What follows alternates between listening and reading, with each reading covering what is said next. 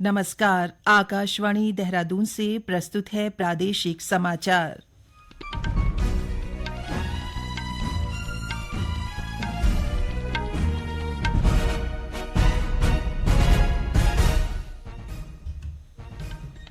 पहले मुख्य समाचार। प्रधानमंत्री नरेंद्र मोदी ने कहा, भारत केवल एक उभरता हुआ बाजार नहीं बल्कि एक उभरता मॉडल भी है। पर्यटन मंत्री सतपाल महाराज ने कहा, पर्यटन विभाग ने राज्य में सिख तीर्थ स्थलों का सर्किट बनाया है, जिससे धार्मिक पर्यटन को बढ़ावा मिलेगा।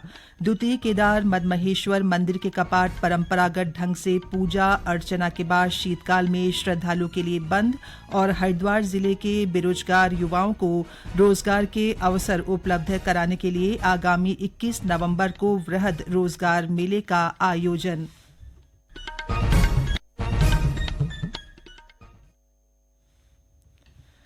प्रादेशिक समाचार के साथ मैं पंकज सनवाल खुलबे। और अब समाचार विस्तार से। प्रधानमंत्री नरेंद्र मोदी ने कहा है कि भारत विकसित और आत्मनिर्भर बनने की दिशा में अग्रसर है। नई दिल्ली में कल छठे रामनाथ गोयंका व्याख्यान में श्री मोदी ने कहा कि एक तरफ जहां दुनिया व्यवधानों से डरी हुई है, वहीं भारत सुनहरे भविष्य की ओर विश्वास के साथ आगे बढ़ रहा है। आज जब दुनिया डिसरप्शन से डर रही है, भारत वाइब्रेंट फ्यूचर के डायरेक्शन में आगे बढ़ रहा है। मैं कह सकता हूं, भारत सिर्फ एक इमर्जिंग मार्केट ही नहीं है, भारत एक इमर्जिंग मॉडल भी है। आज दुनिया इंडियन ग्रोथ मॉडल को मॉडल ऑफ होप मान रहा है। प्रधानमंत्री ने कहा कि तमाम वैश्विक संकटों के बीच भी भारत की वृद्धि दर लगातार बढ़ रही है। साल 2022 में यूरोपियन क्राइसिस के कारण पूरे दुनिया की सप्लाई चेन और एनर्जी मार्केट प्रभावित हुआ। इसका असर पूरी दुनिया पर पड़ा। इसके बावजूद भी 2022-23 में हमारी इकोनॉमी की ग्रोथ तेजी से होती रही। साल 2023 में वेस्ट एशिया में स्थितियां बिगड़ी, तब भी हमारी ग्रोथ रेट तेज रही। और इस साल भी जब दुनिया में अस्थिरता है, तब भी हमारी ग्रोथ रेट 7% के आसपास है। पर्यटन मंत्री सतपाल महाराज ने कहा है कि प्रदेश सरकार शीतकालीन पर्यटन को प्रोत्साहन देने के लिए हर संभव प्रयास कर रही है। उन्होंने कहा कि शीतकालीन यात्रा के मद्देनजर पर्यटन विभाग ने एक सिख तीर्थ स्थलों का सर्किट बनाया है, जिसके तहत कई गुरुद्वारों की एक श्रृंखला बनाई गई है। इससे श्रद्धालु सभी गुरुद्वारों का आसानी से दर्शन कर सकेंगे, साथ ही धार्मिक पर्यटन को भी बढ़ावा मिलेगा। उत्तराखंड पर्यटन विभाग ने राज्य में एक सिख तीर्थ स्थलों का सर्किट बनाया है, जिसमें हमने धार्मिक पर्यटन को बढ़ावा देने के लिए गुरुद्वारा हेमकुंड साहिब, नानकमत्ता, ननकाना साहिब, रीठा मीठा साहिब जैसे महत्वपूर्ण गुरुद्वारों की एक श्रृंखला बनाई है, ताकि यात्री इन श्रृंखला में सभी गुरुद्वारों का दर्शन करके अपने को कृतार्थ करें। राष्ट्रीय गीत वंदे मातरम के 150 वर्ष पूरे होने और लौह पुरुष सरदार वल्लभ भाई पटेल की 150वीं जयंती के उपलक्ष्य में नगर पालिका परिषद बागेश्वर में कार्यक्रम आयोजित किया गया। कार्यक्रम का नेतृत्व जिला प्रभारी कुंदन लटवाल और दर्जा राज्य मंत्री शिव सिंह बिष्ट ने किया। सुबह नगर पालिका परिषद परिसर में दोनों नेताओं सहित अधिकारियों, कर्मचारियों, जनप्रतिनिधियों और आम नागरिकों ने मिलकर वंदे मातरम का सामूहिक गान किया। इस अवसर पर देशभक्ति का विशेष माहौल देखने को मिला। वंदे मातरम के सामूहिक गान के बाद नगर में पदयात्रा निकाली गई, जिसमें बड़ी संख्या में लोग शामिल हुए। पदयात्रा का उद्देश्य राष्ट्रीय एकता, देशभक्ति और राष्ट्र निर्माण में नागरिकों की भूमिका को मजबूत करना था। पदयात्रा नगर के मुख्य मार्गों से होकर गुजरी, जिसमें प्रतिभागियों ने राष्ट्रभक्ति से जुड़े नारों के साथ जन जागरूकता का संदेश दिया। जिला प्रभारी कुंदन लटवाल ने कहा कि वंदे मातरम हमारे स्वतंत्रता संग्राम की आत्मा है। इसके 150 वर्ष पूरा होना सिर्फ एक ऐतिहासिक क्षण नहीं, बल्कि राष्ट्र के प्रति हमारी प्रतिबद्धता का प्रतीक है। उन्होंने युवाओं से राष्ट्र निर्माण में सक्रिय भूमिका निभाने का आह्वान किया। ये समाचार आकाशवाणी के देहरादून केंद्र से प्रसारित किए जा रहे हैं। ताज़ा समाचार के लिए आप हमारे सोशल मीडिया एक्स व Facebook page Akashvani news Uttarakhand को फॉलो कर सकते हैं। साथ ही ये समाचार हमारे YouTube channel Akashvani news Uttarakhand पर भी उपलब्ध हैं। रुद्रप्रयाग जिले में स्थित द्वितीय केदार मदमहेश्वर मंदिर के कपाट आज सुबह 8 बजे परंपरागत ढंग से पूजा अर्चना के बाद शीतकाल में श्रद्धालु के लिए बंद कर दिए गए हैं। इस अवसर पर 350 से अधिक श्रद्धालु उपस्थित रहे।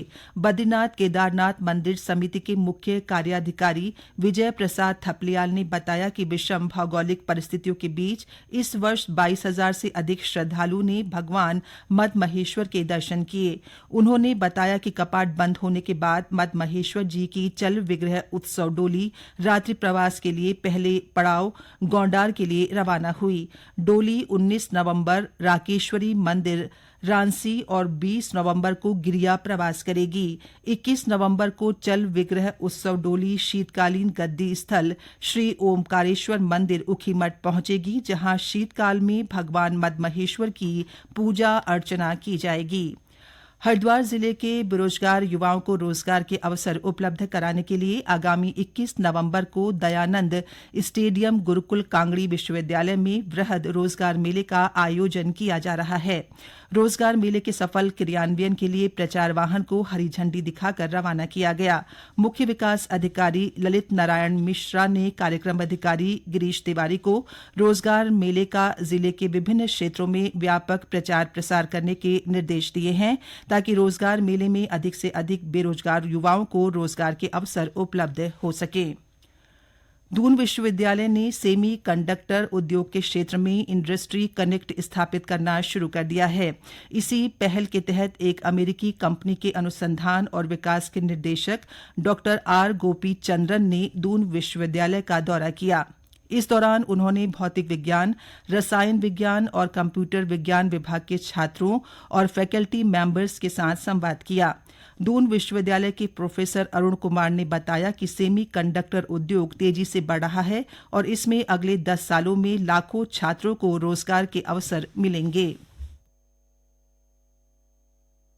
फिजिक्स डिपार्टमेंट जो सेमीकंडक्टर इंडस्ट्री के साथ जिसका डायरेक्ट ओवरलैप है, फिजिक्स डिपार्टमेंट ने ये सत्र कोऑर्डिनेट किया था और इस सत्र में हमारे साथ डॉक्टर आर गोपीचंद्रन जो भारत में अप्लाइड मटेरियल्स यूएसए की कंपनी के डायरेक्टर R&D हैं, वो उपस्थित थे। उन्होंने ये हमको क्लियर किया, बच्चों के साथ संवाद किया, हमारे साथ संवाद किया, फैकल्टी मेंबर्स के साथ बातचीत की और उन्होंने बताया कि किस तरीके से सेमीकंडक्टर इंडस्ट्री में अगले 10 साल में लाखों जॉब उत्पन्न होंगी और यदि हम सेमीकंडक्टर इंडस्ट्री में रिसर्च, इनोवेशन और डेवलपमेंट पर ध्यान देते हैं तो किस तरह हमारा ये कंट्रीब्यूशन भारत को विकसित भारत बनाने में एक योगदान के रूप में स्थापित होगा और हमारे स्टूडेंट्स के लिए जॉब अपॉर्चुनिटीज क्रिएट करेगा। सो ये सत्र पूरा का पूरा आने वाले 10 साल में सेमीकंडक्टर इंडस्ट्री में जॉब और विकसित भारत बनाने में यूनिवर्सिटी के योगदान और सेमीकंडक्टर इंडस्ट्री के योगदान पर केंद्रित था। दून विश्वविद्यालय की छात्राओं ने बताया कि एकेडमिया इंडस्ट्रियल डायलॉग में उन्हें बेहद अहम सुझाव मिले जो उनके भविष्य के लिए लाभकारी सिद्ध होंगे। प्रदेश सरकार की ओर से पौड़ी गढ़वाल के डॉक्टर BR अम्बेडकर राजकीय अनुसूचित जाति बालक छात्रावास को लगातार सुदृढ़ किया जा रहा है, जिससे कमजोर वर्गों के छात्रों को आगे बढ़ने का मंच मिल रहा है। जिला समाज कल्याण अधिकारी रोहित दुबडिया ने बताया कि 48 स्वीकृत सीटों में से वर्तमान में यहां 31 छात्र पंजीकृत हैं, जिन्हें निःशुल्क आवास, भोजन, वाईफाई, अध्ययन सामग्री और अन्य आवश्यक सुविधाएं उपलब्ध कराई जा रही हैं। उन्होंने बताया कि शैक्षणिक उन्नति के लिए छात्रावास में निःशुल्क कोचिंग की व्यवस्था की गई है, जिससे छात्र नियमित रूप से लाभान्वित हो रहे हैं। अंत में मुख्य समाचार एक बार फिर।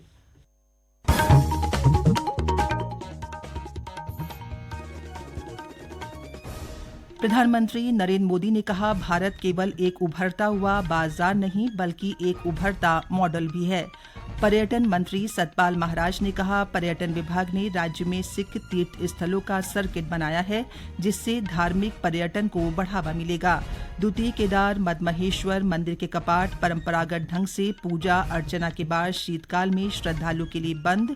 और हरिद्वार जिले के बेरोजगार युवाओं को रोजगार के अवसर उपलब्ध कराने के लिए आगामी 21 नवंबर को वृहद रोजगार मेले का आयोजन।